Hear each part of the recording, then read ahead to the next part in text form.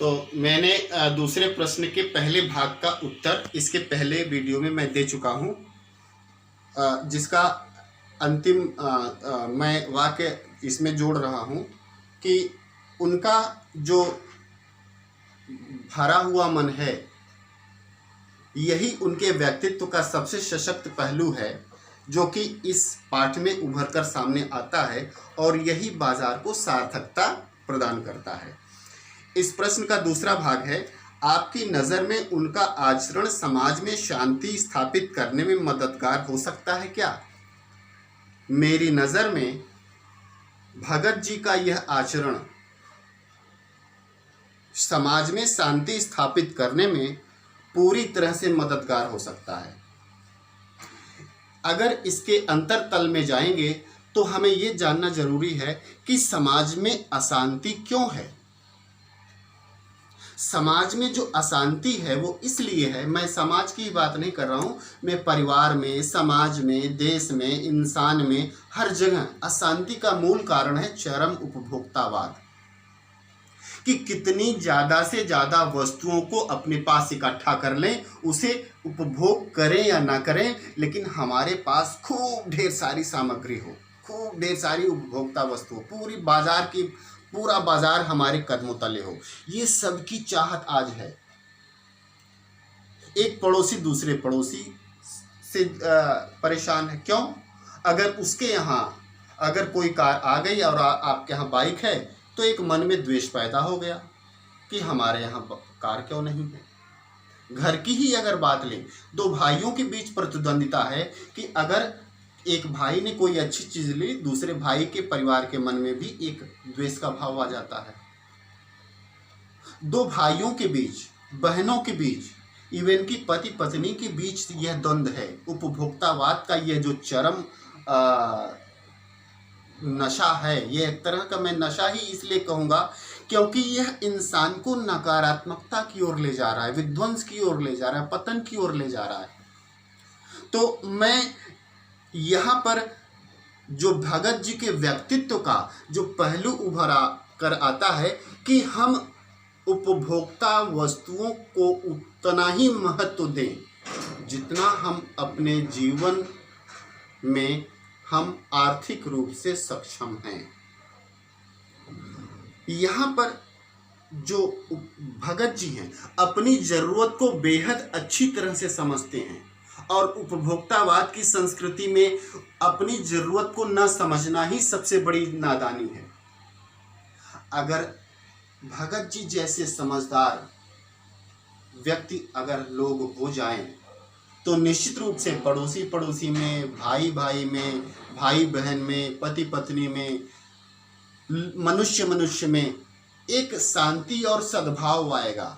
बाजार की वजह से अनावश्यक तनाव लोगों की ज़िंदगी में नहीं पैदा होगा और बाजार हमें जो आमंत्रण देता है कि आओ मुझे लूट लो, मैं तुम्हारे लिए ही बनाई गई हूँ, मैं तुम्हारा ही इंतजार कर रही हूँ, ऐसा लेखक ने पाठ में कहा है बाजार के संदर्भ में।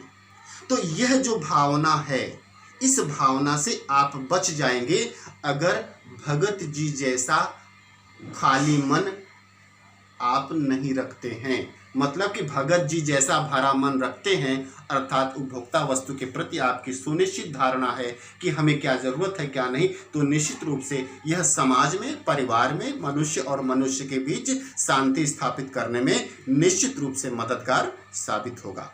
अब इसका तीसरा प्रश्न है इसी पाठ के आसपास का, और यह इस कैटेगरी का ये लास्ट प्रश्न है, अंतिम। बाजारूपन से क्या तात्पर्य? इसमें भी प्रश्न के दो भाग हैं। पहला, बाजारूपन से क्या तात्पर्य है, और इसका दूसरा पार्ट है किस प्रकार के व्यक्ति बाजार को सार्थकता प्रदान करते हैं अथवा बाजार की सार्थकता किसमें है। यहाँ पर मैं पहले जो प्रश्न का भाग है बाजारूपन से क्या तात्पर्य, मैंने व्याख्या के अंतर्गत बाजारूपन को बहुत अच्छी तरह से व्याख्यायित किया है, इसकी बहुत अच्छी तरह से अर्थ बताया है। फिर भी मैं यहाँ एक छोटा सा संकेत दे दूं। बाजारूपन का मतलब है जो अनावश्यक तड़क भड़क और बनावटीपन से युक्त हो, जो लोभ पैदा करे और लोभ के द्वारा उस वस्तु के प्रति एक ऐसा आकर्षण पैदा किया जा सके कि इंसान अपने सब कुछ भूलकर एक नशे में होकर उस वस्तु को पाने के लिए बेचैन हो जाए।